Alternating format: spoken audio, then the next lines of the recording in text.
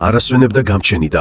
კი ზის იზოლირებულ საკანში, ყოველგვარი ვიზიტის უფლების გარეშე და მაინც უცნაურად დაორსულდა. არც პატიმარი, არც მცველი არავინ შედიოდა. ქალს სამუდამო პატიმრობა ჰქონდა მისჯილი მკვლელობისთვის და ციხის კედლებს მიღმა მხოლოდ ლითონის ვენტილაციის ღრუ ჰქონდა, მაგრამ მეზობელ საკანში კიდევ ერთი პატიმარი იჯდა. მათ არასდროს ყავდათ ერთმანეთი ნანახი, მხოლოდ ვენტილაციის მეშვეობით ღამით იწყებდნენ ჩურჩულით ლაპარაკს და ამ კედლებს შორის გაჩაღდა სიყვარულის ისტორია. ერთ ღამეს ქალმა გულწრფელად უთხრა, რომ ყველაზე მეტად ნერვიულობდა, რომ დედობას ვერასდროს გამოცდიდა.